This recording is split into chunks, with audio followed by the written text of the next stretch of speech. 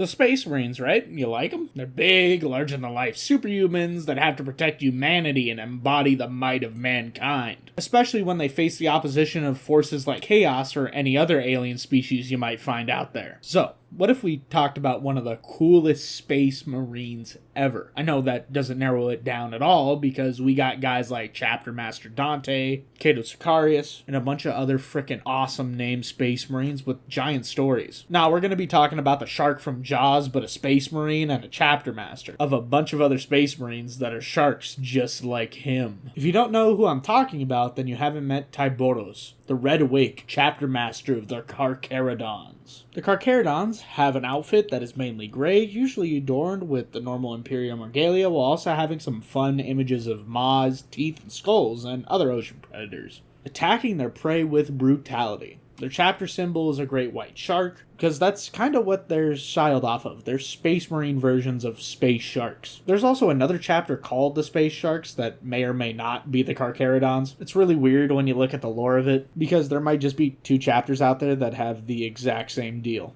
and origin. But I think for the most part, they just got rebranded into the Carcharodons. The Carcharodons most likely hail from the 19th Legion, the Raven Guard, with them most likely changing culturally because of what happened when they found their Primarch Corvus Corax. Corax grew up in a homeworld that had a totalitarian regime that oppressed him and his people. So when he was introduced to his Legion after the Emperor found him, he noticed that the current rotation of the Raven God were more like his totalitarian oppressors and less like him. So Corax decided to send some of his more oppressive forces out to be displaced into non-command roles, all to be sent into the distant reaches of space to do some important Raven Guard business or something. And by that I mean to never be heard from again for a long time out in the dark void of space. Since then, that group has rebranded from being Space Ravens to being Space Sharks. And the way they operate is a little different compared to other chapters of Space Marines. This mainly has to do with the fact that they need to recoup their losses in both newfound recruits and the 10th Company. If they lost anything that's more hardware related, like technology, they actually use a thing called the Grey Tithe, where they basically do the same thing, but now it's for technology, like there's some Brotherhood of Steel wannabe. They suffer from some gene seed defects too. Even though their gene seed is uncorrupted, the Carcharodons still have some very similar features they share with each other. A pale gray skin that seems almost dead and slick, with black, cold, dead, lifeless eyes. On top of that, they have a Primarch curse where they slowly withdraw from all societal duty and become lone sharks hunting on their own, becoming more and more brutal and bloodthirsty. The Carcharodons are already known for their brutality though, ripping through their enemies. They can usually be found on the rims of the Greater Imperium doing things like quelling rebellions, defending against the 7th Black Crusade, and fighting orcs. But the first time we meet Tyberos is during the Badab War. The funny thing is though, nobody in the Greater Imperium really knew about the Carcharodons until the Badab War came around. There's some things they learned pretty quickly about Tyberos though. Tyberos is a giant. Like, even compared to giant Space Marines, he's absurdly large.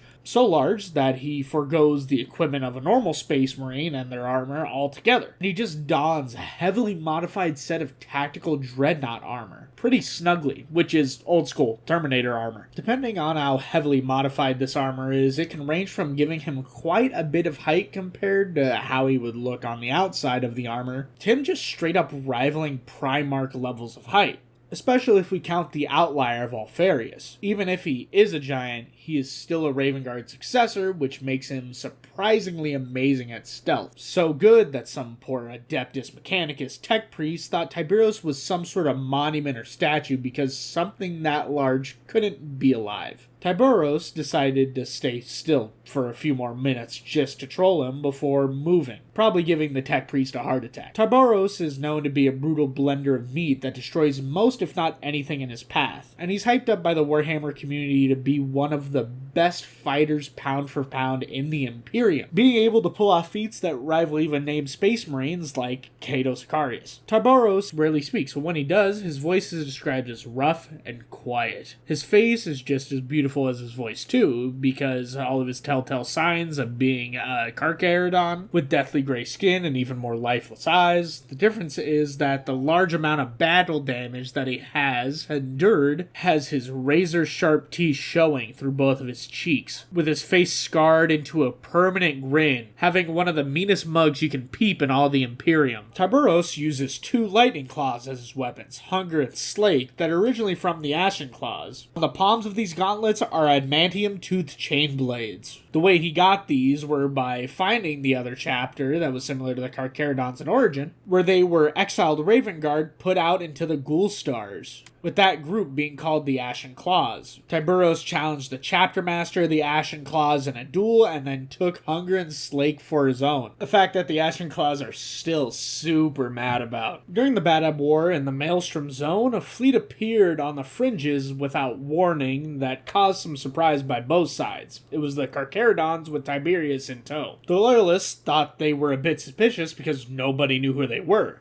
And what was even weirder is that they offered to help the Inquisition and the Red Scorpions in battle for the Badab sector almost instantly. Even though there were little to no records of them, Tyberos still produced the needed documentation to showcase that the Carcharodons are indeed an Imperium-sanctioned Space Marine chapter. But the paperwork was extremely old, so they put Tyberos through a psychic probe and gene sampled him to prove that he wasn't chaos corrupted and everything checked out. That being said, the Carcharodons were kinda late to the festivities of the war, and now it was only about cleaning out the rest of the secessionists, which actually worked out pretty well because the Carcharodons have brutal yet effective methods. Tyberos, during the war, gained a reputation based off of how ferocious he was and how he dealt with his secessionist brethren, shredding everything in his path, with his squad of Terminators having lightning claws just like him. He was seen at the front lines of every battle, where he made blood spill and splatter everywhere, leading his company of veterans in the first company to the front, leading the Imperium to a quick and decisive victory. The Mantis Warriors and the Astral Claws are the ones that met their ends by being swiped by Tiberius' lightning claws the most, with them thinking that he was as brutal as a Chaos Worshipper, with some people still not knowing if he's actually loyal or not, because that documentation's so old that there might be some chaotic things they did. Plus,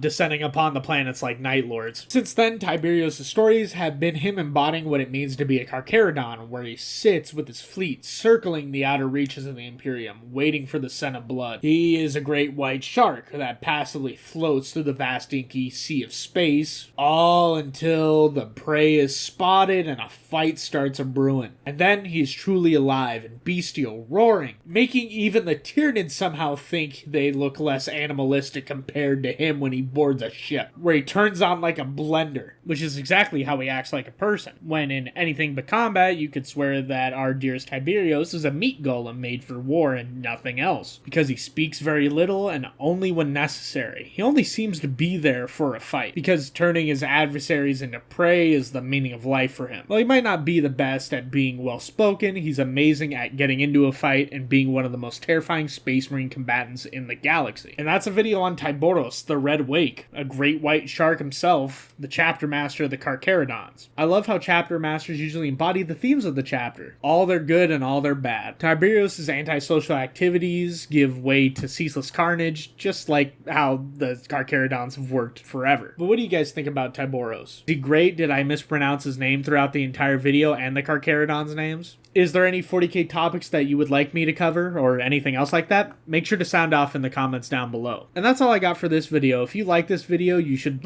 totally like it and subscribe maybe so you can see more videos like this. Till next video, fellas.